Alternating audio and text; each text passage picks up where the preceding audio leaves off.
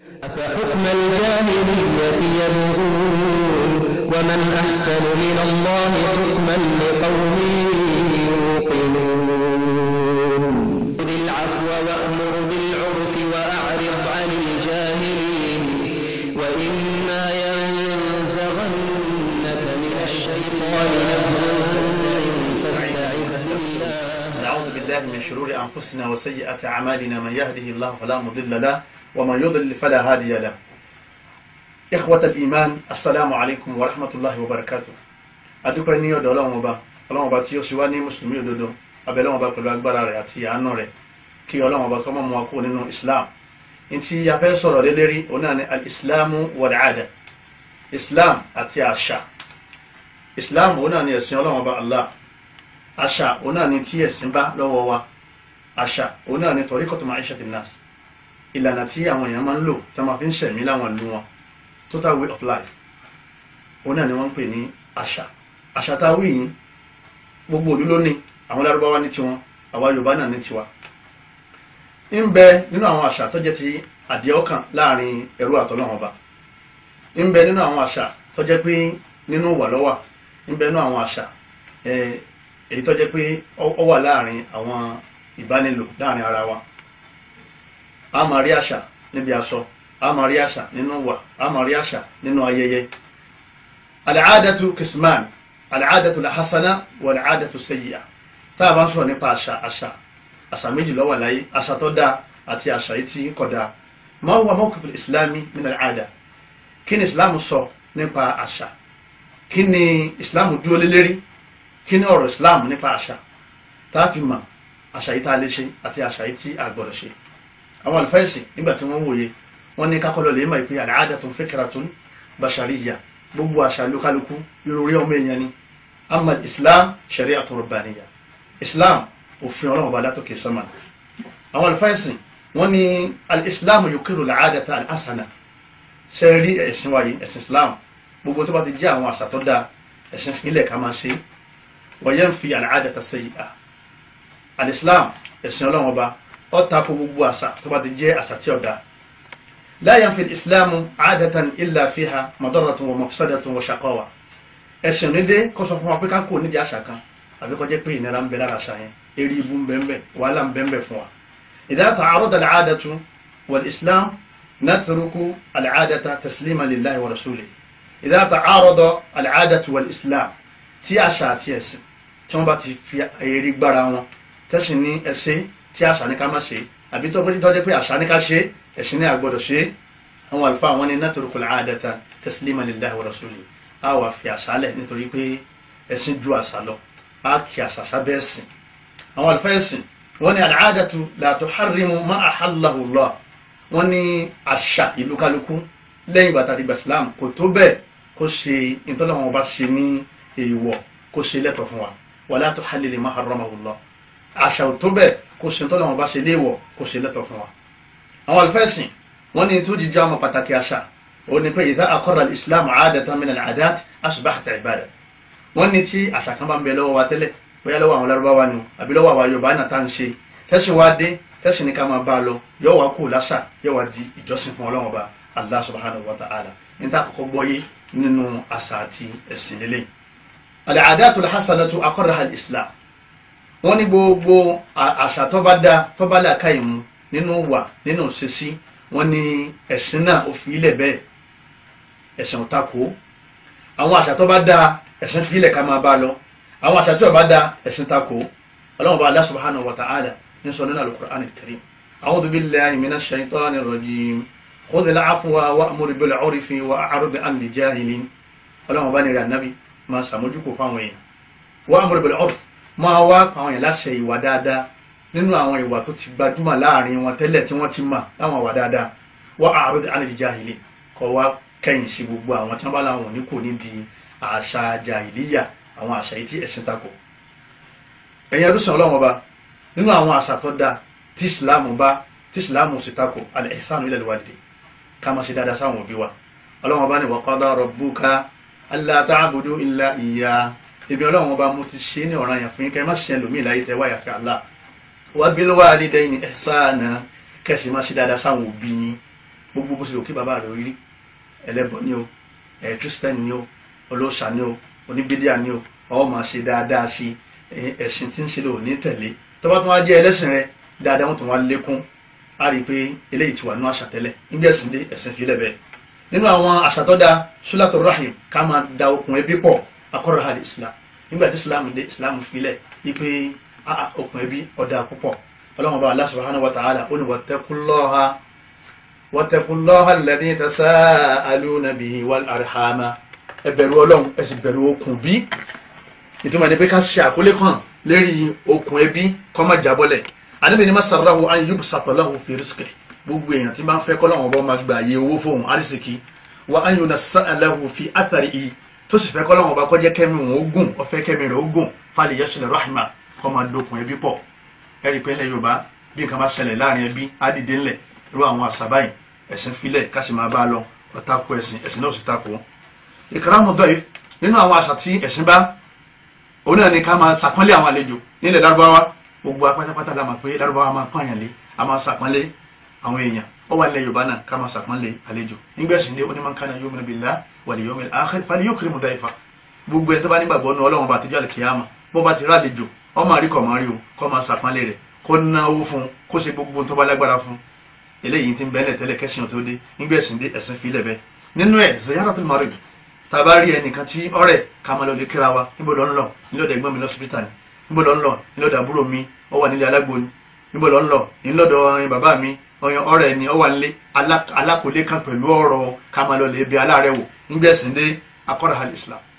islam filẹ̀ bí ká sì máa bá lọ bẹ́ẹ̀ òṣìṣẹ́lá muhammad sallallahu alayhi wa sallam àyàmì ma min muslim ya'udu musliman ghudwatan gbogbo ẹni tó bá jí láàárọ̀ kó wọn lọ lè kí aláàrẹ̀ illa salla alayhi sab'una alifa malakin hatta yumsi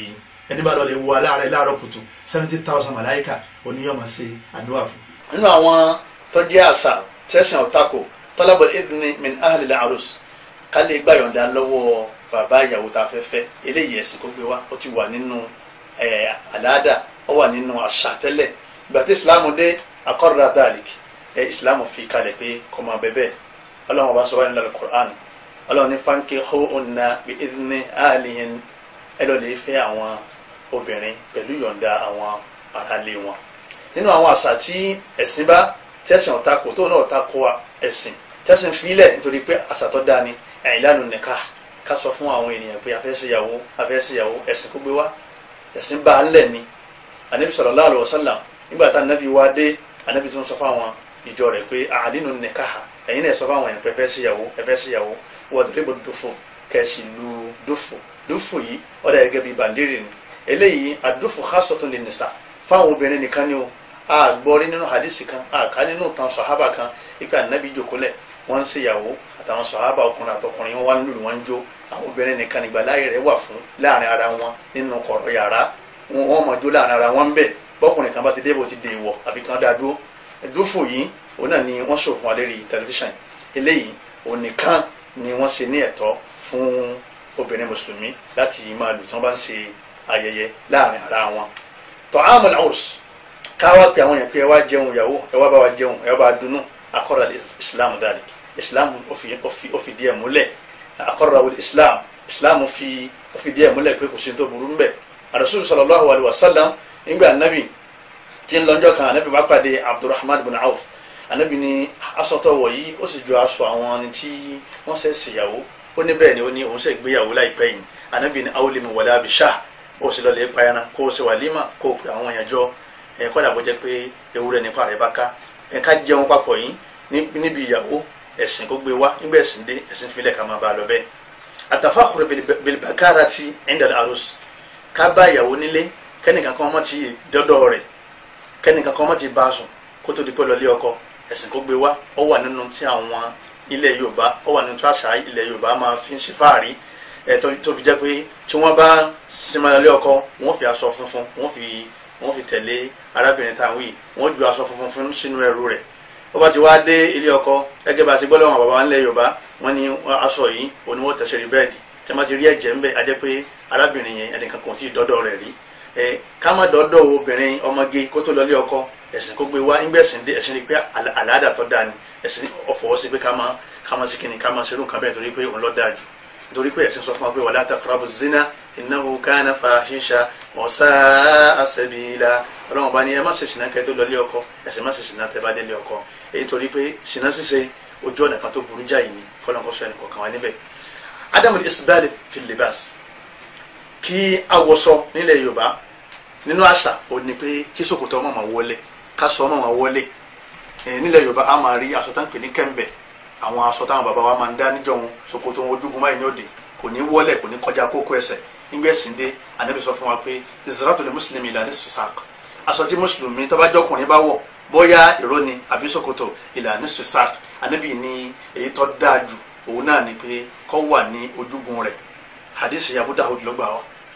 Àmọ́ tó bá kọjá ojúgun sísàlẹ̀ kò sí tó burú mẹ́, àmọ́ kò gbọdọ̀ kọjá kókó ẹsẹ̀. Eléyìí ṣe àṣà ẹ̀sìn ni. Ànábì ní ma asfala minal ka'bayni minal izari fa fin nar. Ànábì ní sẹ́yìn gbogbo ọkùnrin tó bá ilé wọṣọ ni àbọ̀wọ̀ ṣòkòtò tó bá kọjá kókó ẹsẹ̀ rẹ̀ Ọlọ́run bó jù bẹ́ẹ̀ náà jọ́lẹ̀ kìyàmà. Akhrajahu al-Bukhari, Imam Bukhari ló gba hadisi wa. Àwọn tá a bá matira hadisi tọrọ yé kálí wo hadisi 4787 àbá hadisi yìí ń bẹ. Nínú àwọn kabairu dhunubi ni, nínú àwọn ẹ̀ṣẹ̀ ńláńlá ni. A máa ń ṣe nínú àṣà tẹ́lẹ̀ kó tó di pé ẹ̀sìn wọn tó ń sọ di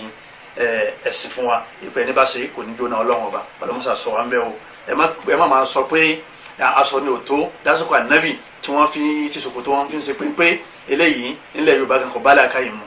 Àtàdáwì bil a'shabi wal aqaqil, ká mú egbò ewé tó lè mú àrùn kan lọ́nà àrùn tí yìí máa ń ṣèyàn.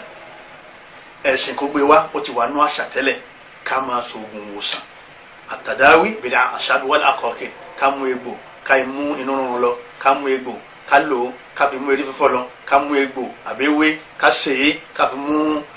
àrùn tí máa ń ṣe ọmọ èèyàn la. Eléyìí inú àṣà lọ́wọ́. Nígbẹ̀sìn dé ẹ̀sìn ọ̀tako torí àṣà tó dáa ni. Ọlọ́run lóhun dá ewé ó sì dá egbò kó lè bá máa jẹ́ ìwòsàn fún àwọn àrùn tí máa ń bẹnu ara wa. Ja'atil a'rab, àwọn Lárúbáwá kan ọ̀rọ̀ irú wọn lójú wọn lè bá Nábì wa qalu ya Rasulullah, wọn náà wò jíṣẹ́ Ọlọ́run ana tadawa, ṣé a máa ṣoògùn wòsàn, a máa àwọn egbò a sì máa àwọn ewé tá a máa ń kì í papọ̀ àbí tá a máa ń lọ papọ̀ àbí tá a máa ń jó papọ̀ tó jẹ́ pé àrùn tí máa ń ṣe nílá tá a bá ti lò ó yọ lọ. Ànábì ní náà, Ànábì ní ẹ máa lò ó. Ya ibadallah, ẹ̀yin ẹrú Ọlọ́run, tadawaw, ẹ máa ṣoògùn wòsàn. Fa inna Allaha lam yada' da'an, Ọlọ́run fi àrùn kan lẹ̀ illa wada'a lahu shifa, àfi kó jẹ́ pé Ọlọ́run bá ti fi ìwòsàn sí eré ilẹ̀ náà.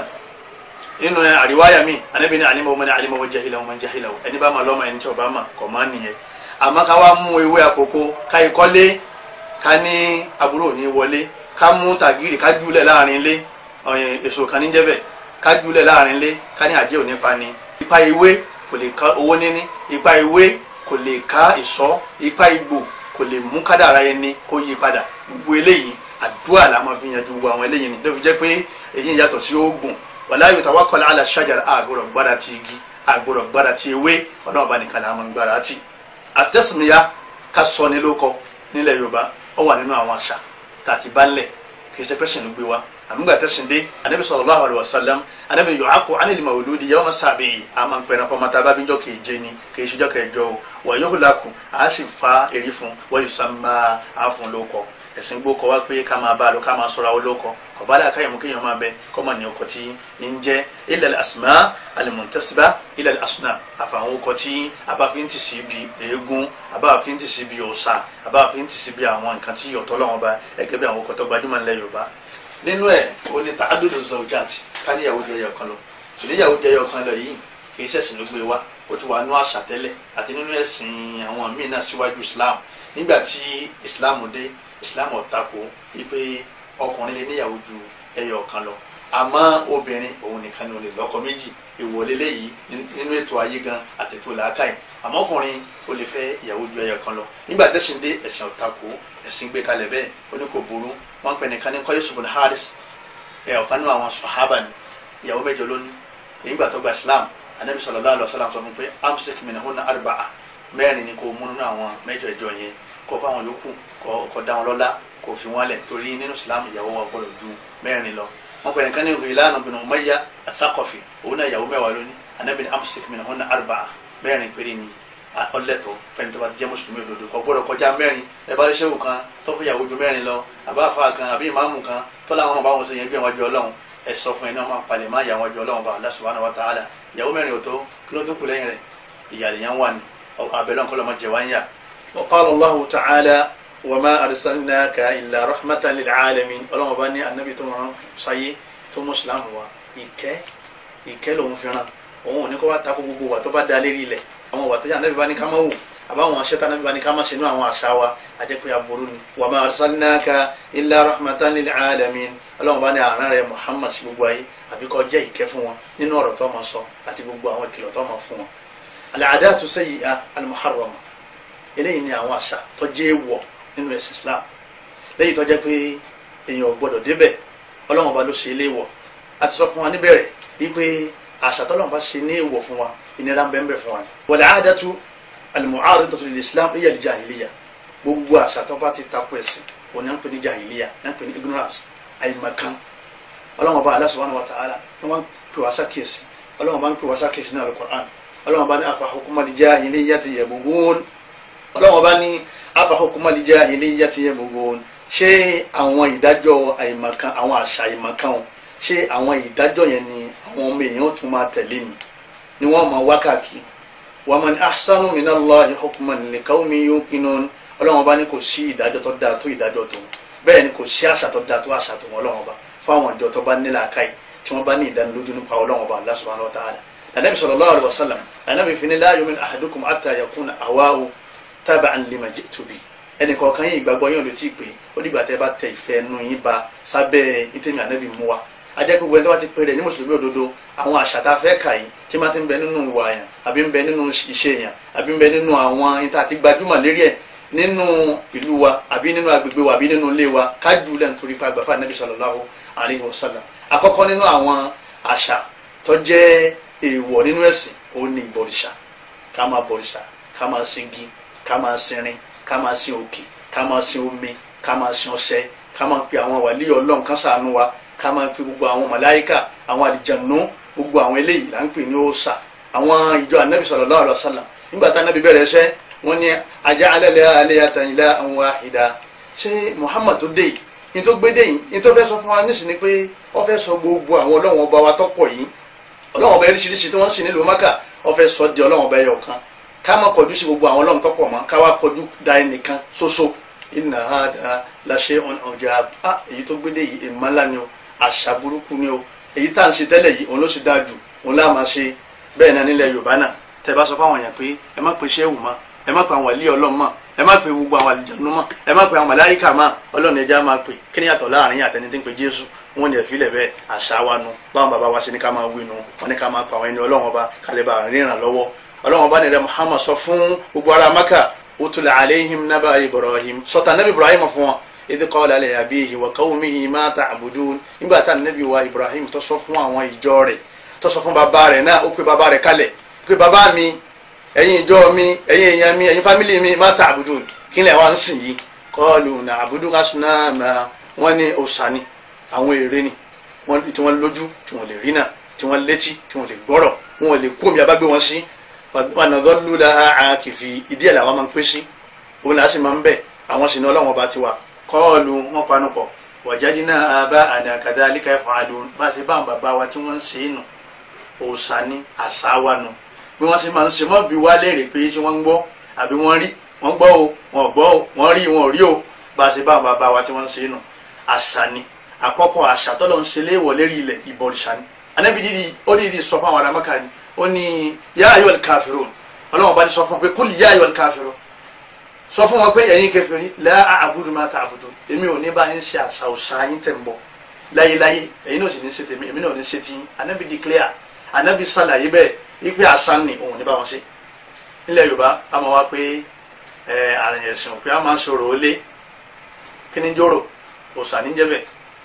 ẹ̀sìn òpin a máa ń lọ fọ̀ ẹ̀sìn òpin ká máa lọ sẹ́ àfa kan ní inú àwọn àfa tí wọ́n ń dà lóru nígbà olóde láìpẹ́ yìí ó ní gbogbo ẹ̀yin ènìyàn tẹ́ ń wò mí ó ní gbogbo òòṣà tí wọ́n bá ń bọ nínú ìdílé yín tí bá fi ń dá fún yín ẹ lọ lè béèrè o kẹsì máa bọ́ kó lè bá a dá fún yín torí eléyìí wọn kẹsìn Ọlọ́run bá Allah subhanahu wa ta'ala wọ́n sọ fún wa pé ní tóun kórìíra jù náà ní òòṣà gbogbo àfikọ́ àsorọ̀ pàró ìfúnpá ìgbàdí ọ̀fọ̀ gbẹ́rẹ́ gbogbo àwọn alálàáfà bí wọ́n bá wá bá wa sàmọ́tà ń kó fún wọn Al-Qur'ani wọ́n wọ́wọ́ níta sọ fún wọn ni pé ẹ wá lọ́jà Agége ẹ wá lọ́jọ́ Àbàdàn ẹ wá lọ́jà tuntun lọ́rin ẹ wá lọ lè ra àwọn èròjà wa ṣe èròjà ni òun ní alukurani tasuru shakhsiyati fi wasat albalad níbi aburú yìí dé tàbá sọ̀sà tán táwọn kan bá tún kú láàrin wa láti lọ lè mọ èrè wọn sáàrin ìlú káwọn èèyàn máa wò kọ́lọ̀ lè bá máa bínú Ànábì ní Ọlọ́run ní inna ashadda an-nas adaban inda Allahi yawm al-qiyamah al-musawwirun àwọn tí yọ jẹ jù inú àwọn tí yọ jẹ jù nígbà tó jáde kìyàmà òun náà ni gbogbo àwọn èèyàn tí wọ́n bá ń ya èrè àbí wọ́n mọ èrè nínú àwọn tó jẹ́ àṣà burúkú al-ayadu shirikiyya ní ká máa sọdún ọ̀sà ọdún Ọ̀ṣun ọdún Jẹ̀gẹ̀dẹ̀ ọdún Agẹmọ ọdún Ẹ̀yọ̀ nílùú Èkó ẹni máa ń bá wọn dá sí yọ wọ náà kò ní jáde mbẹ láéláé Ọlọ́run bá Allah subhanahu wa ta'ala ó fún wa lọ́dún tiwa Ànábì sàlàyé Ànábì inna Allaha qad abdala bihima khayran minhuma Ọlọ́run ti fún yín lọ́dún títí yín al-fitr wal-adha ọdún iléyá àti ọdún ààwẹ̀ lẹ́yìn ọdún méjèèjì àgbọ̀rọ̀ bá ń sọdún mìíràn gbogbo ọdún tí wọ́n bá ń ṣe lábúlé yín tí wọ́n ń ṣe ń lu yín ọ̀gbọ̀rọ̀ bá wọn débẹ̀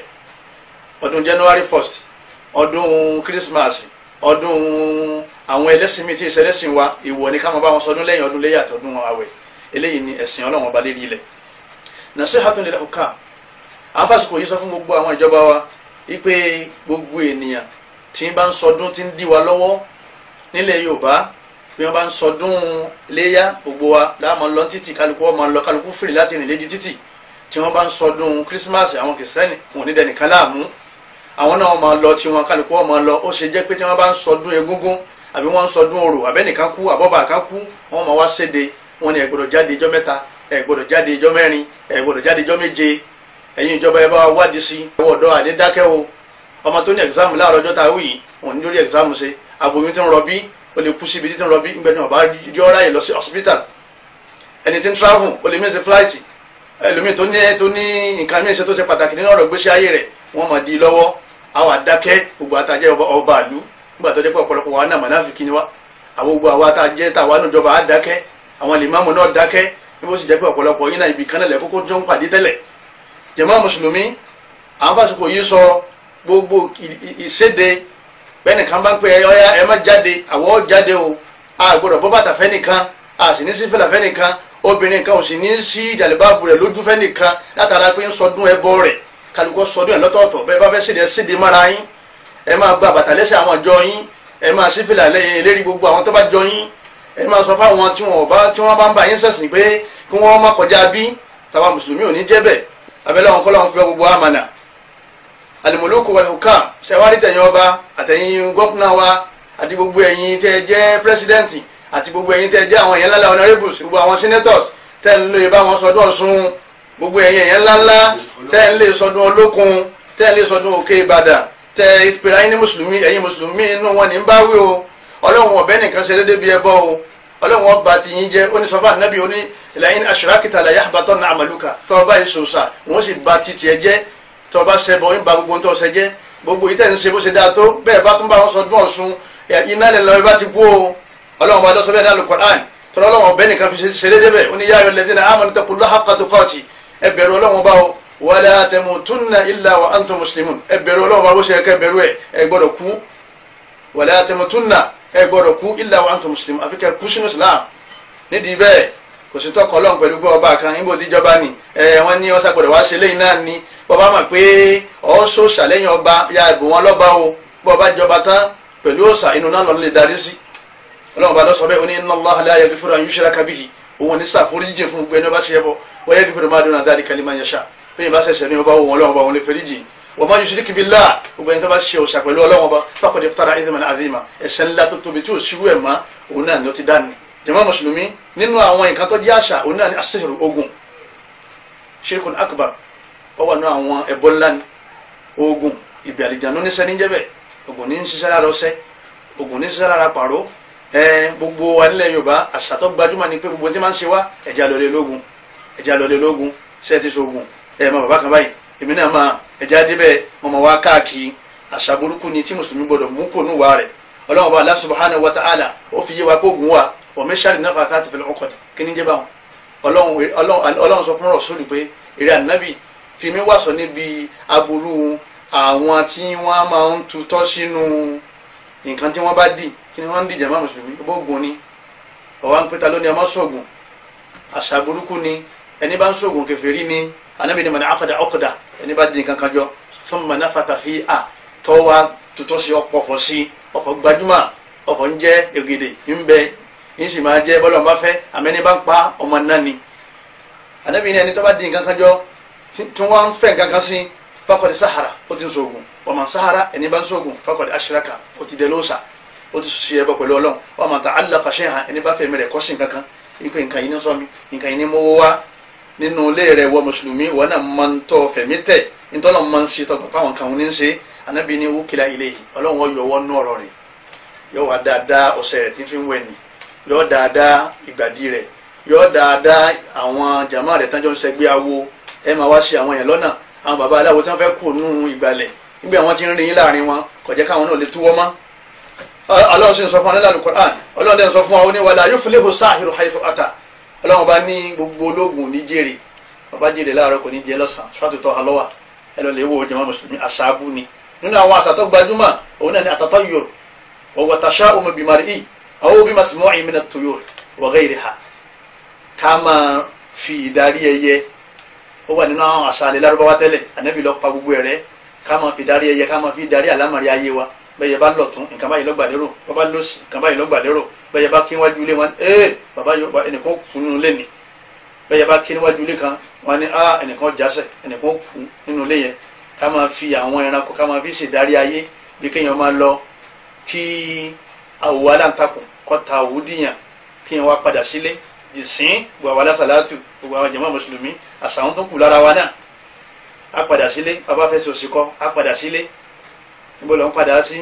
ìfẹsẹ̀ òsìrọ́kọ ní ìtumọ̀ nínú ayé rẹ aláǹtakùn ṣeré tiẹ̀ lọ́jẹ́ jẹ́ ni ìwọ náà lọ ti tiẹ̀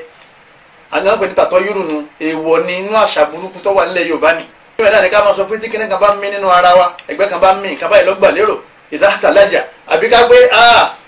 ẹsẹ̀ mi ti ṣe báyìí ibi tí ń lọ yóò dá ni wọ́n ní tí ẹgbẹ́ mi bá ti ń sọ báyìí báyìí a jẹ́ pé àwọn ọ̀tá ń bọ̀ nu ọ̀dà gbogbo eléyìí èèwọ̀ ni nínú ẹ̀sìn Islam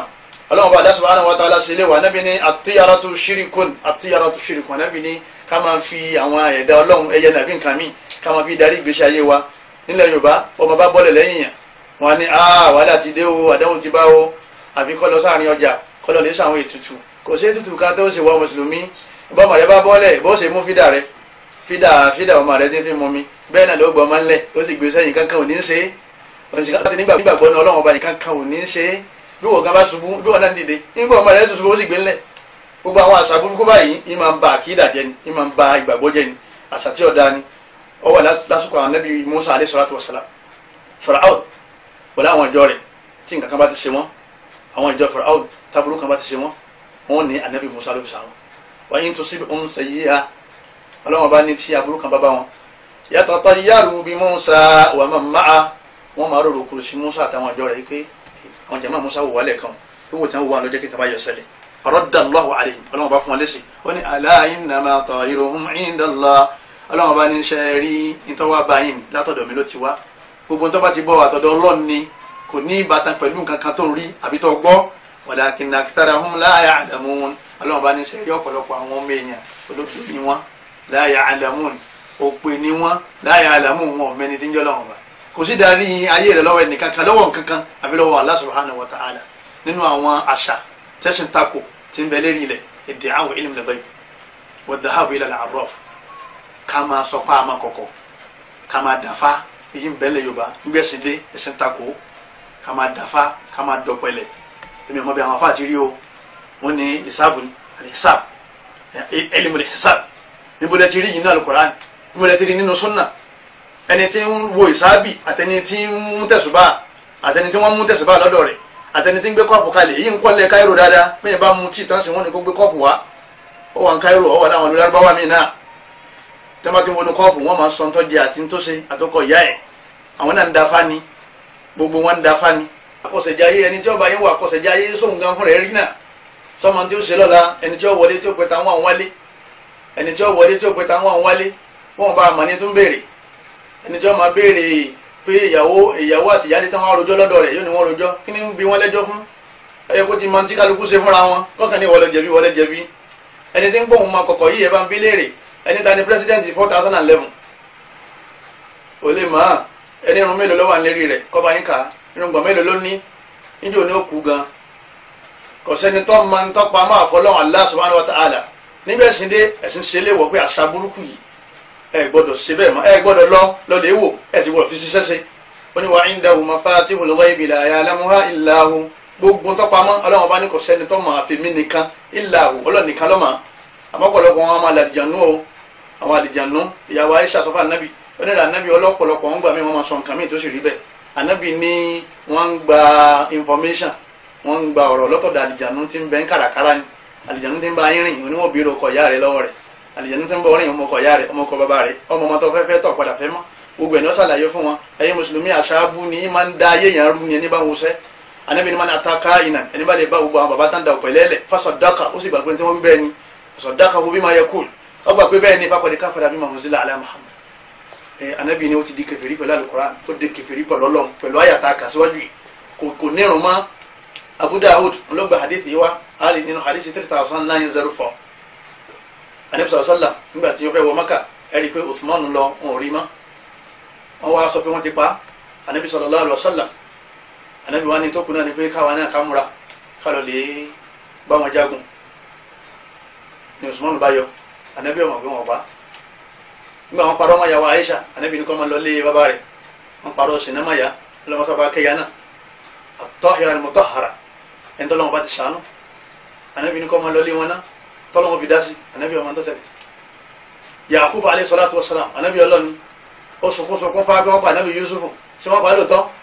kí ló fọ́ lójú ẹkún ipé wọn ti pa ọwọ́ sunkún fá ojú fífọ́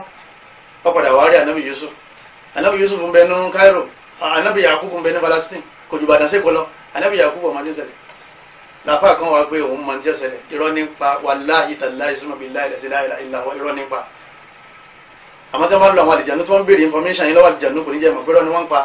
arábìnrin kan ní àwọn sísítà tá ń tọ́ tẹ́sí yé ìyá rẹ̀ ní ọkọ tó fẹ́fẹ́ ìsáka ni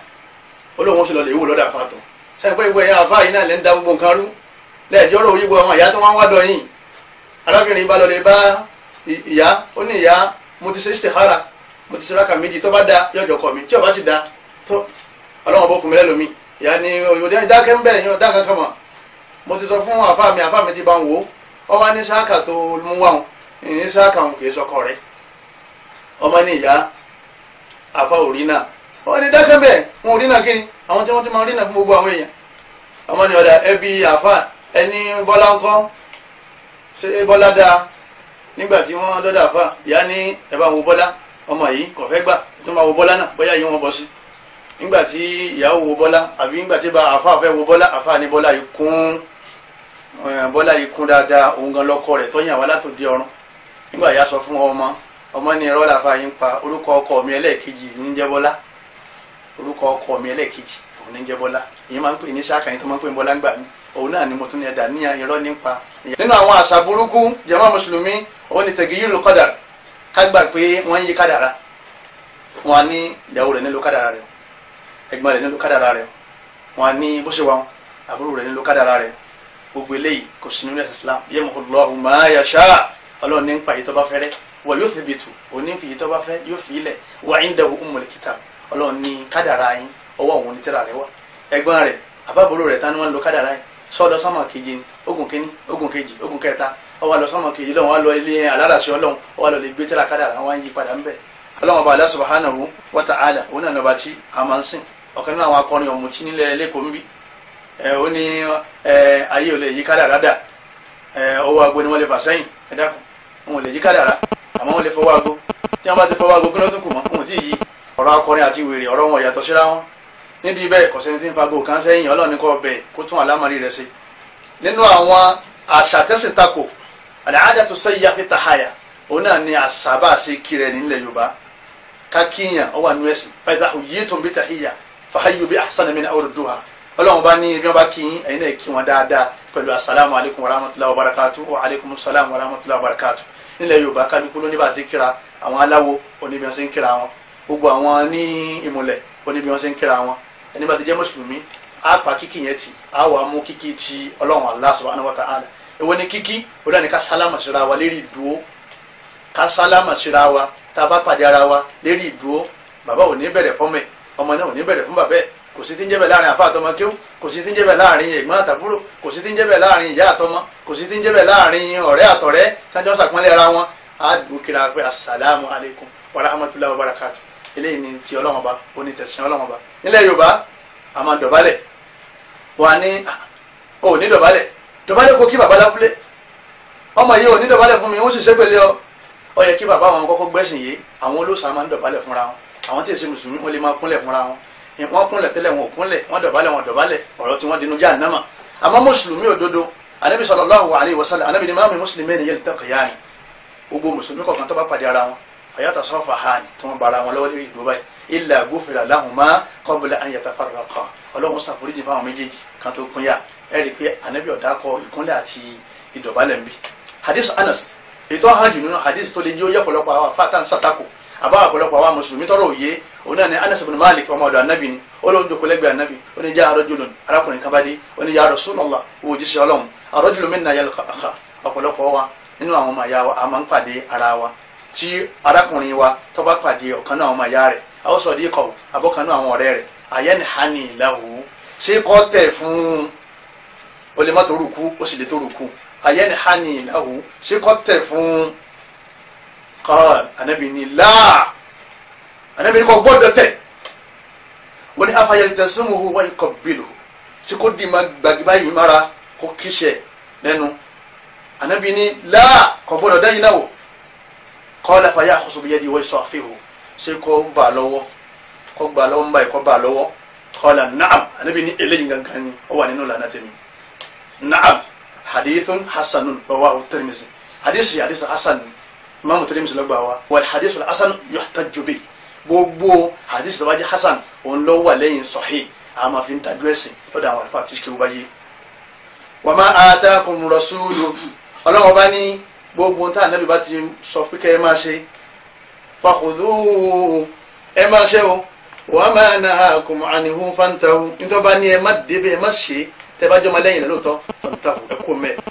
kí ni ìlú lóòótọ́. nígbà wà ní àkọ́kọ́ ka ó lè lára wa pé bó láti kí àwọn afá wa báyìí, bó láti kí àwọn bàbá ńlẹ̀ báyìí, bó láti a máa ṣàlàyé fún wọn wípé Ànábì ló ní a máa tẹ o. Ànábì ní bá ẹ àgbọ̀dọ̀ pé láṣà nítorí bá ti wọnú àdìsí tó ti wọnú báàbù tíra, ó wà ní Riyadus Salihin, ó wà ní àwọn tíra sìn tó bá ti wọnú tíra tí Muhammad bá ti sọ́jà lẹ́nu báyìí, arákùnrin ni Ọlọ́run gbé kalẹ̀ àfi ká máa kọ́ sí gbogbo tí wọ́n ti ń ṣe. àmọ́ ká tẹríba, àwọn Yorùbá náà wọ́n ní ìdọ̀bálẹ̀ ṣe wà. ọmọ gbọ́dọ̀ ní tẹríba fún bàbá rẹ̀, ọmọ kí ó gbọ́dọ̀ ní tẹríba fún àfáà rẹ̀, ọmọ ṣẹ́ gbọ́dọ̀ ní tẹríba fún gbogbo ẹni tó bá jẹ́ ọ̀gá rẹ̀ níbi iṣẹ́. Ànábì ní laysa minna ma lam yarham saghirana, kò sí nínú jẹ́ mi Ànábì ẹni tí ì bá sàpọ́nlé ọmọ kékeré wa yujilla kabirana, àbí kí kọ́ àwọn àgbàlagbà lé àápọn wọn lé níbi ọ̀rọ̀, níbi iṣẹ́ jíjẹ́, níbi kágbà nǹkan lọ́wọ́ wọn tí wọ́n bá ń bọ̀. àmọ́ àní fèrè kalẹ̀ àní dọ̀bálẹ̀ fún wọn lérí àdéṣe tá a kà yín. abẹ́lẹ́ wọn bá kọ́ lọ́mọ́sà fún wọn ní àgbọ́yé sùn lọ́wọ́ yìí lọ. tabarrujul mar'a, kí obìnrin Yorùbá kọ́ máa ṣí ara lẹ̀,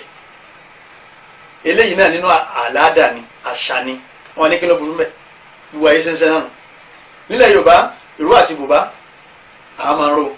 skirt àti blouse àwọn máa ń wọ̀, àǹkárá oríṣiríṣi àwọn máa ń wọ̀ nílẹ̀ Yorùbá, kọ́dà tún fi ìpele lé. àmọ́ tí ọrùn bá ti yọlẹ̀, tí ẹsẹ̀ yọlẹ̀, ìmọ̀ mùsùlùmí nínú ẹ̀sìn táwa yìí láì ṣe pé ń tọ̀ wọn lo jàlbáàbù tó fi kọ́fà gbogbo ohun tí ọwọ́ yìí. obìnrin lè wọ lẹ́sì, ó lè wọ kòfíọ̀n, ó lè wọ àǹkárá, gbogbo tó bá wù ló lè wọ. àmọ́ tí ó bá ti gbé jàlbáàbù lé tabarrujul jahiliya, àṣà ìmúra tàìmọ̀kan náà ni àwọn àlùfáà ká sí. Ọlọ́run bá Allah subhanahu wa ta'ala ìsìn sọ fún nílẹ̀ Al-Qur'an, ó ní wala tabarrajna tabarrujal jahiliyatil ula, ẹ má máa múra ìmúra àìmọ̀kan jọ́ kìíní, ẹ má máa jáde ní jáde tàìmọ̀kan jọ́ kìíní. àwọn afáwà kún tabarruju yìí wọ́n ní yakshifna a'naqahun, òun náà ni pé kí wọ́n fi ọrùn lẹ̀, wa yudhhirna zinatahun, wọ́n sì máa fi àwọn ẹ̀ṣọ́, gbogbo àwọn góòlù tí wọ́n lò, ẹ̀ríngì wọn, gbogbo ẹ̀ ni wọ́n máa fi hàn ayé, gbogbo àwọn ìtọ́jà sọ́wọ́, gbogbo ẹ̀ ni wọ́n máa fi hàn ayé. kọ́dà léèṣì tọ́wọ́ nǹkan ẹ̀ṣọ́ tá a fẹ́ kó fi hàn ní. Ọlọ́run dìídì sọ fún wa pé ọ̀ràn àyàn ní jìlìbá fún gbogbo obìnrin àlùmọ́. Ọlọ́run ní yá ayyuhan nabi, eré ànábì, kulli azwajika, sọ fún àwọn ìyàwó ẹ̀ o, wa banatika, sọ fún àwọn ọmọ rẹ̀ obìnrin, nisa'il mu'minin, sọ fún gbogbo ìyàwó olùgbàgbọ́ òdodo, ìyàwó àfáà, ìyàwó lèmámù, ìyàwó mùdírù, ìyàwó ṣẹ́hù, ìyàwó gbogbo ẹni tí ma ti ń kírun. yudinina alayhinna min jalabibihinna tí wọ́n bá fẹ́ jáde síta kí wọ́n máa da jìlìbáàbù borí wọn dhalika adina an yu'rafna ọlọ́run bá ní bóun ṣe fẹ́ kí wọ́n rí ní yúnífọ́ọ̀mù àtọ̀dọ̀ ọlọ́run yẹn fala yu'dhayn ó wá burú ní tẹ̀wọ́n wàhálà ò ní bá wọn tí wọ́n bá wà lábẹ́ jìlìbáàbù yẹn wa kana Allahu ghafuran rahima ọlọ́run ọba aláforíjì ní ọ̀hún ọlọ́run ọba bó níkẹ́ lérí bu ìtẹ̀ síwájú wọ́n ní al-jilbabu thawbun wasi'un talibasu al-mar'atu fawqa thiyabiha wọ́n ní òun náà ní aṣọ tó fẹ̀ tí obìnrin tí máa ń wọ̀ lékè aṣọ tó bá kọ́wọ́ sísàlẹ̀ ó lè wọ̀rọ̀ àti bùbá rẹ̀ àti aṣọ tó bá wọ̀ ọ́ ṣẹ̀ṣẹ̀ wá wọ jìlìbáàbù aṣọ tá a máa nílé lọ́tọ̀ tá a bá fẹ́ jáde ní tó jẹ́ àmà wọ́n ní Ànábì sallallahu alaihi wasallam wọ́n ní Ànábì lọ sí yídì níjọ́ kan Ummu Atiyya ọwọ́ dà Ànábì tí ń kọjá lọ ọwọ́ ni ya Rasulullah owó jíṣẹ́ ọlọ́run ọba ihdana la yakunu laha jìlìbáàbù ọ̀kan bẹ́ẹ̀ nulẹ̀ nínú àwọn obìnrin kò rí jìlìbáàbù tí tó fẹ́ gbé lérí aṣọ rẹ̀ tí yóò mú lọ sí yídì faqal Ànábì wa sọ pé litulbisaha ukhtuha min jilbabiha ẹ sọ fọkàn nínú àwọn ọmọ ìyá rẹ̀ tó jẹ́ obìnrin kó ya ní jìlìbáàbù tiẹ̀ nínú àwọn jìlìbáàbù tiẹ̀ kó ya lọ́kàn bẹ́ẹ̀ kó lè fi bo aṣọ tọwọ́ fọdún láti wọ̀ jáde arábìnrin sí ọ̀la aṣọ tọwọ́ ní sí ọwọ́sọ kan ọwọ́sọ àmọ́ aṣọ yẹn kò gbọdọ̀ mú jáde àbí tó bá gbé jìlìbáàbù wọ̀ gbogbo àwọn obìnrin tí wọ́n ń tàn tí wọ́n ń pè léyìn náà ti dáa ẹ bá ti mú tó bá ti débi èyí náà ti dáa wọ́n ṣe bẹ́ẹ̀ ní Cairo wọ́n ṣe bẹ́ẹ̀ ní Morocco wọ́n ṣe bẹ́ẹ̀ ní Libya gbogbo ìtọ́kàn ni pé kí ni Ọlọ́run wí kí làwọn afáàtẹ̀ sí rẹ̀ ní ṣáájú kí ni wọ́n sọ lérí jìlìbáàbù tá a wá ń wí yìí àwọn àlùfáà ìsìn wọ́n ní aṣọ tí ò gbọdọ̀ ní design line tó bá ti ní design line àfikún tó lọ lè wá jìlìbáàbù mi tó tún gbé léyìn náà nítorí jìlìbáàbù ó fẹ́ bu ọ̀ṣọ́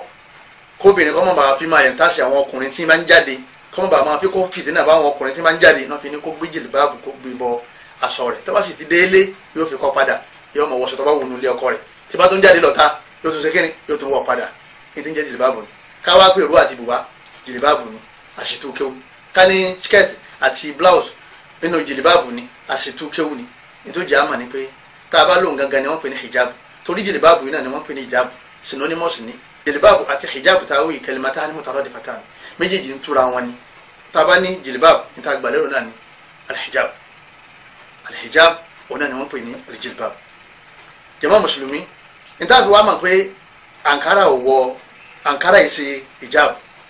káwọ kọ́bìnrin ọwọ́ ankara kì í ṣe hijab àbí kọ́ wọ skata blouse kì í ṣe hijab àyà tí ń bọ̀ lẹ́yìn ni bó àpáta bá kíw ẹja lọ lè wọ sọ́ọ̀tún náà àyà 60 ọlọ́run bá ní wal qawaidu minan nisaa gbogbo àwọn arúgbó tí wọ́n ṣe àìdọ̀mọ́ tí wọ́n ṣe nǹkan sùnmọ́ tí wọ́n lè bí mama allati la yarjuna nikaha tí wọ́n retí ọkọ fáǹfẹ́ fọkọ mọ́ wọ́n ti dàgbà jọkújọkú falaysa alayhinna junah ọlọ́run bá ní kò burú fáwọn an yata'na thiyabahunna kí wọ́n bọ́ jàlíbáàbù tí wọ́n lẹ̀ tí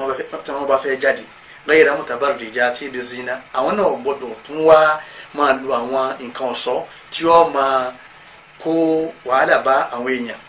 tàbá wá ní ìró àti bùbá òun ní jìlìbáàbù bàbá wa bọ́ ìró àti bùbá lẹ̀ tàbá ní ká arúgbó kọ́ bọ́ ìró àti bùbá lẹ̀ kí ni ó kù lára rẹ̀ jàmá mùsùlùmí nígbà ní àníṣe ìró àti bùbá náà ṣẹ́ ìjáàbù náà nù ní jìlìbáàbù náà nù àwọn arúgbó wa ṣe kí wọ́n bọ́ ìró àti bùbá lẹ̀ ká máa jáde àyà inú jẹ́ àmà pé àṣẹ aṣọ tí wọ́n máa ń gbé lé aṣọ téèyàn bá wọ̀ òun ni wọ́n ń pè ní jìlìbáàbù ọlọ́run bá Allah subhanahu wa ta'ala ó tún wá ní wa an yasta'fifna àwọn obìnrin tá a wí tí wọ́n bá tún wá lè lo ìjáàbù tá a wí khairul lahunna òun ló fi tún dájú fún wa torí wọ́n lè mọ lọ́nkọ̀rọ̀ táwọn ọmọ tí wọ́n rìn káàkiri àdúgbò táwọn rò pọ́ ọmọge ni wọ́n ní mọ̀ pé àdúgbò ni ọlọ́run ní òun ló tún dájú wallahu sami'un alim ọba tí ń gbọ́dọ̀ tó sì mà ní nídìí bẹ́ẹ̀ àṣàkáṣà ní kíbòmí ọmọ hàn lára wa àwọn àlùfáà kan wọ́n ní kálù ní kọ́ọ̀bù sunna rasul sallallahu alayhi wa sallam òun ló fẹsẹ̀ múlẹ̀ jù pé sunna Ànábì ní ká dàn kan bójú àmọ́ ẹni tí ó bá dàn kan bójú ibòmí ọ̀gbọ̀rọ̀ hàn lára ẹ̀ mọ́ lẹ́yìn ojú àti ọwọ́ àwọn àlùfáà kan wọ́n pè lọ́rọ̀ àyàn àwọn kan ní sunna ní kálukú lọ lọ́tọ̀ọ̀tọ̀ bẹ́ẹ̀ àmọ́ lẹ́yìn ojú àtọwọ́ kò tún síbòmí mọ́ sórí ẹsẹ̀ rẹ yàrá sàlátù sister in Islam nítorí bá fi bọ ẹsẹ̀ rẹ tí òfin ní hàn gbogbo àwọn tẹ́ fi ṣe wọn panu pọ̀ lérí pé ẹsẹ̀ òhò ni. nínú àwọn àṣà tí ẹ̀sìn ṣe lẹ́wọ̀ tá gbọ́dọ̀ jùlẹ̀ tahrimu ma ahallahu Allah wa tahlilu ma haramahu Allah gbogbo tí Ọlọ́run ọba tó bá ṣe ní ẹ̀tọ́ fún wa àṣà kan ò gbọ́dọ̀ sí ilé wọ̀ káwá pé àṣà nínú ìdílé tiwa tá a bá ti bímọ obìnrin tó bá ti wá fẹ́ wá nílé wa o kò ní jẹyọ fún odidi ijọ́ méje mo sọ fún sísítà kan jò ní mo ní lọ lè mú yọ kó fi sínú ọbẹ̀ rẹ olóòṣà làwọn fámìlì ọkọ rẹ olóòṣà ni wọn ta ló ṣe yọ léèwọ̀ fún wọn bí tí wọn bá ti bímọ bí ọba jẹ́ òòṣà wọn yóò jáde jànú tí wọ́n ń sìn àbá bàbá wọn tí wọ́n ti lọ èèwọ̀ ní nínú Islam kéèyàn máa ṣe tọ́lọ́ ń ṣe lẹ́tọ̀ọ́ kọ́ máa ṣe ní èèwọ̀ ẹlòmíà ní àwọn ìjẹ́ láńlé wa ẹlòmíà ní ẹni àkàrà ilépo èmi ìjẹ́ o ẹlòmíà ní òun ìjà màlà àwọn àlùfẹ́sìn tó bá dé pé ìnira bá ń bẹ ń bọ̀ fún ọ ní jẹ́ nítorí pé ìnira ń bẹ ń bẹ fún ọ àbí ẹ̀mí rẹ̀ kọ́ pé kò wọ́ jẹ àmọ́ kọ́ wá pé haramu ni eléyìí wà ní àṣà burúkú tó wà nílẹ̀ Yorùbá wọn mọ̀ wá dẹ́rù bà wá bọ́ba jẹ́ òkú o bọ́ba jẹ́ yọ́ọ́ bàjẹ́ fún ọ kò sí ní tí èèyàn lè jẹ téèyàn lè rí wàhálà ń bẹ àfi tán lọ́nba ní a máa jẹ kápàṣẹ ẹ má jẹ Ọlọ́run nìkan lónìí ọba aláǹ sọ pé wakulu washrabu ẹ máa jẹ washrabu ẹ máa mu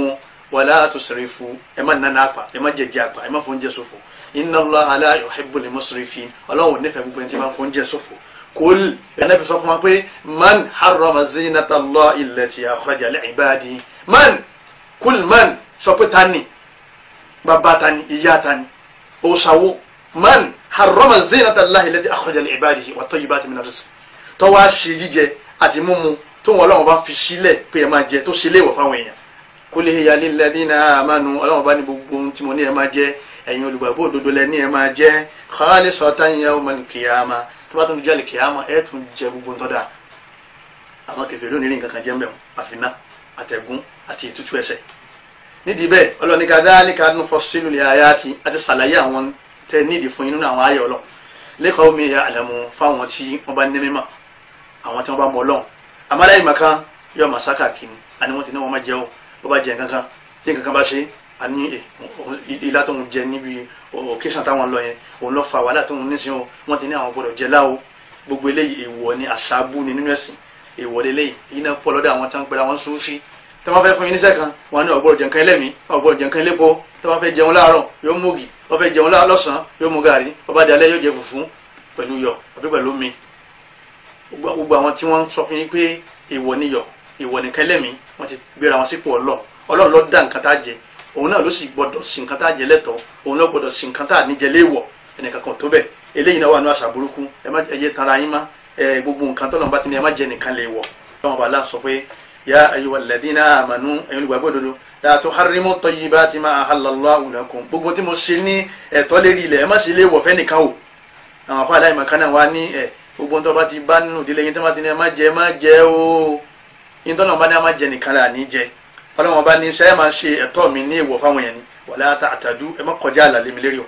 ẹ má kọjá àlà o inna Allaha la yuhibbul mu'tadin ọlọ́run ló ń fẹ́ràn gbogbo ẹni tí máa ń kọjá àlà. nínú àwọn àṣà tó burú jẹ́ ilẹ̀ Yorùbá tí ẹ̀sìn wa parẹ́ al-asabiyya òun náà ní ẹlẹ́yàmẹ̀yà ń ṣẹlẹ̀ láwùjọ wọn bá mú ọmọ wálé pé ọmọ Ìlọrin ni mo rí tí mo fẹ́ bàbá rẹ̀ sọ pé ọ̀wá rọ̀ máa kankan ní gbogbo Ìbàdàn ọmọ yìí náà ń sìn wá ń borí àwa ti pinnu nínú ìdílé wa ń bí pàwọ̀ ní ìbọn Ìlọrin níbo mi wà ní ọ̀rẹ́ èèyàn fẹ́ má Ìjẹ̀bú lọ́wọ́ mú wálé dákun bàbá ọmọ yìí ń borí kọ́dà yìí máa ń sin lọ́hún kírun ìbá àwọn àgbà àwẹ̀ kọ́ máa kírun nílé wa ń bí o àwọn ìfẹ́ Jẹ̀bú Abẹ́òkúta kí ló wá débẹ̀ ọ̀wá rọ́ ọmọ fẹ́ má fi padà ẹlẹ́yàmẹ̀yà yìí ọ̀kan nínú àwọn àṣà abúni tí ànábì wa parẹ́ lérí ilẹ̀ lókùnmọ̀ tẹ́ bá ti jẹ́ mùsùlùmí ọmọ ìyá kan náà ní gbogbo yín ń ṣẹlẹ̀ tàbá wà ń bíṣẹ́ ọmọ ìlú rẹ̀ ní kò sí bíṣẹ́ ẹni tí ìbá ti sọmọ ìlú rẹ̀ ìbá jẹ́ mùsùlùmí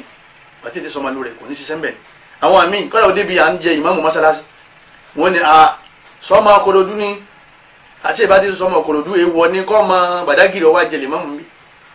wọ́n ní eléyìí sọmọ ìlú wa ìbá àmọ́ kéwú kọ́ máa díìsì dọ́là wọ́n ní ọmọ ìlú òní sọmọ abúlé ń bí ni kì í sọmọ abúlé wọ́n ní kò ní jẹlẹ̀ ìmáàmù ọmọ tiwa tí ń ka fatia tí ọmọ sóra mi yàtọ̀ sí tafatia dáhùn òun náà ní kẹfì jẹ limamu ní tó bá ti wí lérí mímbàrí ó ti tẹ́ wa lọ́rùn eléyìí èèwọ̀ ni nínú ẹ̀sìn al-asabiyyatu al-baghida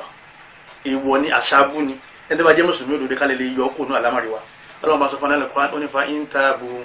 tí àwọn èèyàn nínú yín tí wọ́n bá ti túbá kú òun bí òòṣà ẹbọ tí wọ́n ṣẹbọ mọ́ wa aqamu ssalah tí wọ́n dẹ̀ ń kírun pẹ̀lú yín fa ikhwanukum fi ddin wọ́n ti dọ́mọ ìyá yín nínú ẹ̀sìn ọmọ ìyá rẹ̀ lè gùn ẹlòmíà pé ègùn bí ègùn bá ti ní tàwhídì tó lákìdá tí sì ń kírun ọmọ ìyá rẹ̀ Ọlọ́run bá Allah subhanahu wa ta'ala ó ní innamal mu'minuna ikhwa gbogbo ẹ̀yin olùgbàgbọ́ òdodo tí gbàgbọ́ yín bá jinlẹ̀ o ẹni bá ti rí tó bá ti jẹ́ èèyàn gbogbo olú tó kù ti wá ọmọ ìyá yín ní kẹ́kà sí. Anabi sallallahu alayhi wa sallam ó wà ní ojú ogun kan ọmọ Mákà àti ọmọ Madina ìjà wa fẹ́ dùn wọn ọmọ Madina wá ń pè ya lal ansar ó pè ẹ̀yin ará Madina ẹ máa bọ̀ wá gbà mí lọ́wọ́ jájọ́ lu ọmọ Mákà yìí tọ̀hún náà ní ya lal muhajirin ó pè ẹ̀yin tẹ́ jẹ́ ọmọ Mákà ẹ máa bọ̀ ọmọ Madina yìí ti sẹ̀mí ẹ jájọ́ bàjà wọn ní Anabi sallallahu alayhi wa sallam Anabi wa gbọ́ Anabi ní abida awal jahiliya wa na bayna adhhurikum ẹ tún wà nínú àwọn ìwà ìmọ̀kan àṣà burúkú tí ń bẹ láàrin níjọ́un ẹ̀sìn tún wà ń bẹ dì sí èmi Anabi sì ń bẹ lẹ́gbẹ̀ẹ́ yín da'uha ẹ fi irú àṣà burúkú yẹn lẹ́ o ẹlẹ́yàmẹ̀yà fi lẹ́ o fa innaha muntina kò sí ní ta lè fi wé tó ju ẹran tó ti kú tó ti ń yọ̀dín lọ ẹ jìnnà kó mẹ́ẹ̀ bẹ́ẹ̀ yẹn sẹ́ máa sá fún ẹran tó yọ̀dín bẹ́ẹ̀ náà ni kẹ́ sá fún ẹlẹ́yàmẹ̀yà eléyìí kò sí yàtọ̀ láàrin Lárúbáwá àti Yorùbá àfẹni tó bá bẹ̀rù Ọlọ́run wa Ọlọ́run bá ní inna akramakum inda Allahi atqakum ẹni tó lápọnlé jù òkú náà lẹni tó bá bẹ̀rù Ọlọ́run ọba ìbá dúdú ju táyà mọ́tò lọ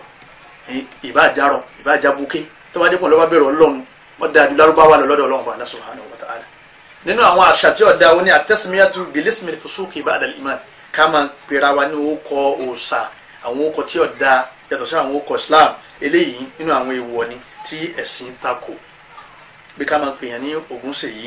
Ifáṣèyí Ọ̀yáṣípẹ̀ Ògúnrẹ̀mí Ògúnbíyí ká tún máa pèèyàn ní Babátúndé bàbá tó lọ Túndé bàbá kankan ò dé ọmọ wáyé tiẹ̀ bàbá náà lọ tiẹ̀ ni Ìyábọ̀ gbogbo àwọn ọkọ̀ yìí ọkọ̀ tó ní bàtàn pẹ̀lú àgbàgbọ́ ilẹ̀ Yorùbá lérí òòṣà ni eléyìí wọ́n ní kódà kí wọ́n máa pèèyàn bẹ́ẹ̀ èèyàn máa ń yí ọkọ̀ padà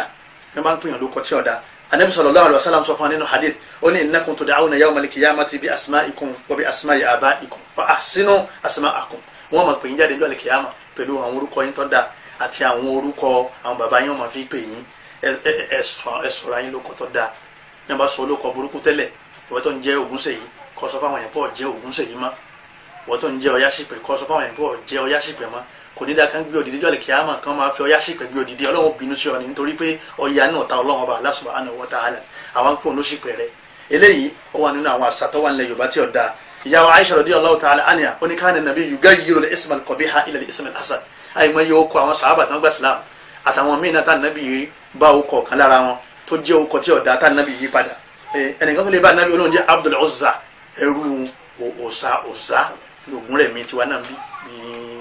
Ifáṣípẹ̀ ń bí náà ó ní Abdul Uzza lòun ẹrú òsà anabi ni má jẹ́ Abdul Uzza má jẹ́ Abdul Rahman bá anabi sì yí ọkọ̀ padà ní ajẹ́ pé gbogbo àwọn eléyìí náà ó wà nínú àwọn àṣà tí ó dáa tó yẹ kí ká yí padà abẹ́lẹ́ ńkọ́ lọ́mọ́sá fi wá mọ̀nà Dubai lọ nínú ẹ̀sìn Islam ká máa lùlù ká máa jó àṣà ní ilẹ̀ Yorùbá èèwọ̀ ni nínú ẹ̀sìn àyà kan bẹ nínú Al-Qur'an chapter 31 verse 6 Ọlọ́run bá ní wa minan nasi níbẹ̀ nínú àwọn ọmọ èèyàn man yashtari lahu al-hadith li yudilla an sabilillahi bighayri ilm wọ́n máa ra àwọn ọ̀rọ̀ jákujàku ọ̀rọ̀ rádaràda yóò máa wá mú ọkọ lójú ọ̀nà Ọlọ́run sì ní mà wọ́n takidha huzwa wọ́n wà mú ojú ọ̀nà Ọlọ́run àti ẹ̀sìn Ọlọ́run wọ́n mú lẹ́fẹ̀ wọ́n mú léré ulaika lahum adhabun muhin Ọlọ́run bá ní ìyà tí jẹ̀yàn ìyà tí wọnú egun tí tàyàn wọnú egun òun ti palẹ̀ máa rẹ̀ fún gbogbo àwọn èèyàn tí wọ́n bá ń kọrin Ọlọ́run bá wa kẹ́ àfáwà Abdullahi bin Mas'ud nínú àwọn sàhábà tó wà lẹ́gbẹ̀ẹ́ Ànábì ó ní wallahi Ọlọ́run fi Ọlọ́run bá búra la ilaha illa hu ọba tí ó sẹ́lẹ̀ mẹ́ta àṣà fún ẹ̀mẹ́ta raddadaha thalatha ẹ̀mẹ́ta lọ́pọ̀ rẹ̀ fóun fi Ọlọ́run bá búra sẹ́ òun fi Ọlọ́run bá búra òun fi Ọlọ́run bá búra lahul hadith ẹ má di ìtumọ̀ rẹ̀ ó dàrú mọ́ ẹ lọ́wọ́ ìtumọ̀ rẹ̀ òun náà ni pé àlùjó ká máa kọrin ká máa lùlù sí ilé ìgbàjúmọ̀ bí ìyàwó ó gbajúmọ̀ bí kò máa ó gbajúmọ̀ níbi àṣìlẹ̀ ọkùnrin àtọkùnrin àtobìnrin wọn máa wá lùlù wọn máa jó wọn ni àṣà ni àṣà eléyìí wọ ní nínú ẹ̀sìn Ànábì la yakunanna min ummati aqwamu tó bá dìgbà yẹn ayé àwọn kan padà wá nínú ọjọ́ mi yastahilluna al-hira kọ́mọ wọn máa ṣaṣẹ́wó kọ́mọ wa kó fún yàrá rẹ̀ kí yàrá wọn máa ná èèwọ̀ ni o wọ́n sọ di ẹ̀tọ́ wal harira aṣọ hariri tí mo ní kí wọ́n máa wọ̀ wọ́n sọ di ẹ̀tọ́ nígbẹ̀yìn ayé wal khamra ọtí mímu wọ́n sọ di ẹ̀tọ́ nígbẹ̀yìn ayé wal ma'azifa gbogbo àwọn èròjà kọrin bí ìlù piano tó bá dìgbẹ̀yìn ayé wọ́n máa fi kọrin ma'azif àwọn èròjà kọrin níjẹ́bẹ̀ ìlù àti piano guitar èèwọ̀ ni gbogbo ẹ̀ kéèyàn máa gbọ́ sétí ẹ̀ ká tó wá pé èèyàn wọn tó wá ń lù àbí èèyàn ń jó pẹ̀lú ọkùnrin àtobìnrin ìwọ ní gbogbo eléyìí nínú ẹ̀sìn Islam. illa dúfù nìkan òun náà ni wọ́n sọ fún wa yìí. dúfù nìkan òun náà ni ìlù bíi bàndírì lórí olójú kan ni òun nìkan ni Ànábì ṣe lẹ́tọ̀ọ́ fáwọn obìnrin láàrin ara wọn tí wọ́n bá ń ṣe ìgbéyàwó. kò ní sọ́kùnrin kankan bẹ́ẹ̀ o yàrá ìyẹ̀nkùlé lọ́hùn làwọn wọ́n wà nínú ilé wọ́n máa lù láàrin ara wọn sì máa kọrin tó bá láàká yìí mu wọ́n sì máa jó láàrin ara wọn tí wọ́n bá lè jó èèyàn ò burú. bọ́kùnrin kan bá ti ní sàlámù alẹ́kùn ò ti dẹ̀wọ̀ kan dáadó ọkùnrin ò gbọdọ̀ sí ń bẹ̀. ààrin nínú ìjókòó Ànábì kan àbí Ànábì sàlásálà wọn wá lọ bí ìyàwó kan àbẹ́ lọ bí ìkómọ kan wọ́n wá gbé ìlú wọ́n wá ń lù wọ́n wá ń jó ọkùnrin àtobìnrin papọ̀. ìwọlé lẹ́yìn ní ẹ̀sìn Islam káwá fákàlẹ̀ ìtúbà lọ́dọ̀ Ọlọ́run Ọba. àwọn là ń sọ fún wa pé hadisi yìí dúfù Ànábì ní alúlù alìnú ní káhà wọ́n dìde bó dúfù fà ẹ máa lùlù irú lù bá ń kọ́ o ẹ lọ lè ka tafsir Ibn Kathir wọn tá a sọ yìí ẹ bá ń bẹ. amali fatayatu rakisatu ẹ rí gbogbo àwọn akọrin ẹ̀sìn tí wọ́n ń pera wọn ní akọrin ẹ̀sìn lẹ́ni láwọn obìnrin tí wọ́n máa jó tí wọ́n máa lùlù lójú àwọn ọkùnrin wọ́n tún lè bọ́ sí stúdíò wọ́n tún ṣe kíṣẹ́ẹ̀tì wọ́n tún máa yíde sáwọn ọkùnrin wọ́n lo àwọn ìjábọ̀ fẹ́lẹ́fẹ́lẹ́ báyìí gbogbo wọn yé sọmọ lẹ́yìn Muhammad sallallahu alayhi wa sallam abẹ́lẹ́ nǹkan kọ́ lọ́n yí wọn padà ní ìwọ ni kóbìnrin ọmọ jó ibi ọkùnrin bá wà Ọlọ́run Ọba Allah subhanahu wa ta'ala ń sọ fún wọn nínú Suratul Nur wọ́n ní fala yadribna bi arjulihinna li yu'lama ma yukhfina min zinatihinna. rí Ànábì sọ fún gbogbo àwọn obìnrin tí wọ́n jẹ́ ọmọlẹ́yìn rẹ̀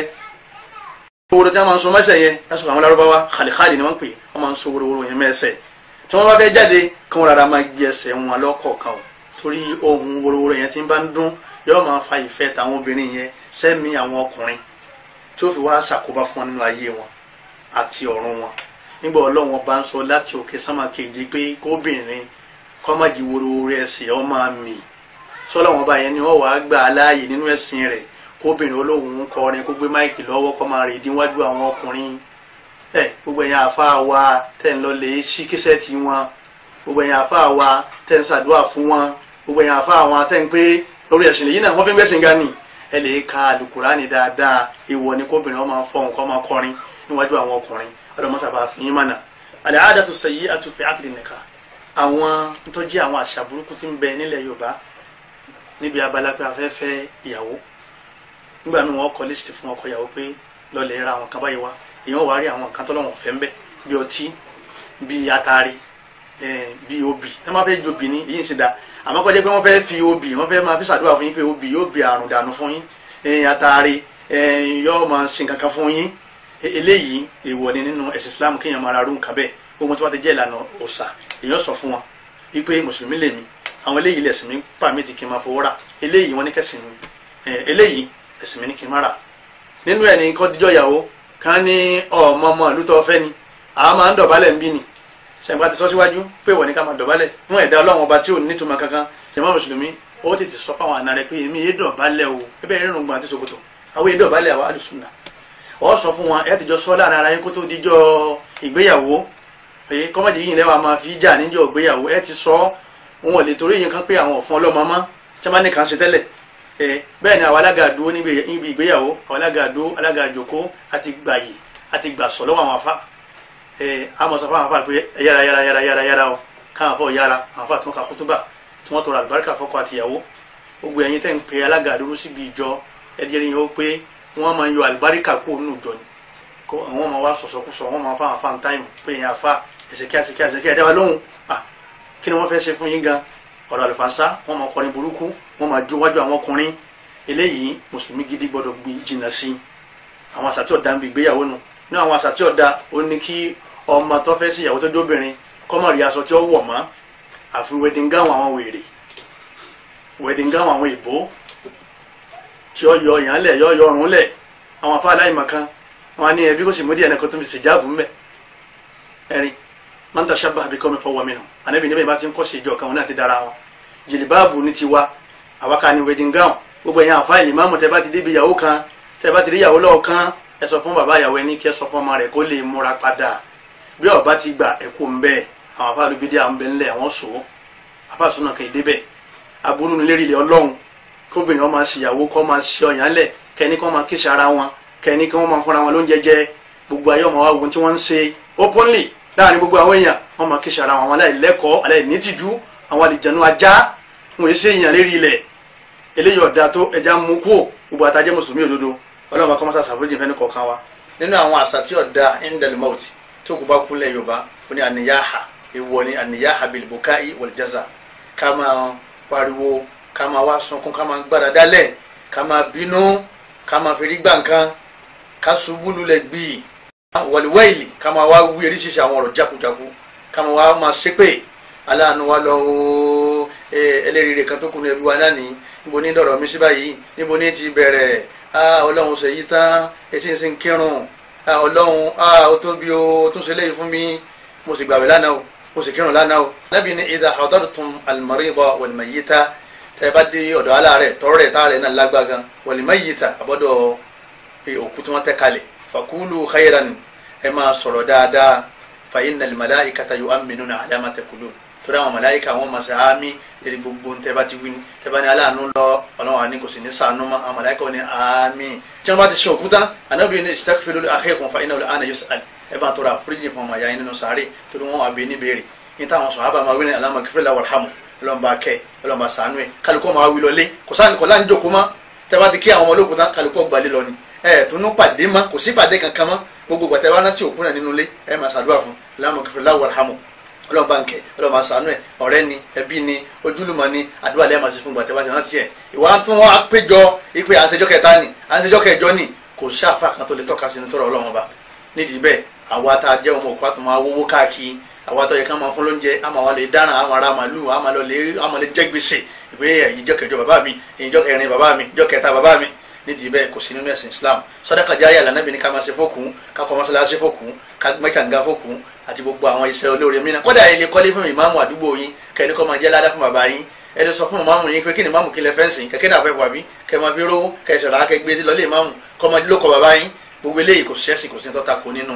ẹ̀sìn Islam so al-washmatu ìlà kíkọ́ èèwọ̀ ni nínú ẹ̀sìn Islam ká máa la ìlà sí ọmọ èèyàn la àbọ̀mọ̀ èké ká dà dùbúlẹ̀ ká máa wá kọlà fún bóyá pélé ni àbílà kọ̀ọ̀kan ni àbílà àbàjá ni gbogbo ẹ̀ pátápátá nínú ẹ̀sìn wa èèwọ̀ ni ẹni tí ó bá máa àṣà burúkú tí ẹ̀sìn wa parẹ́ ni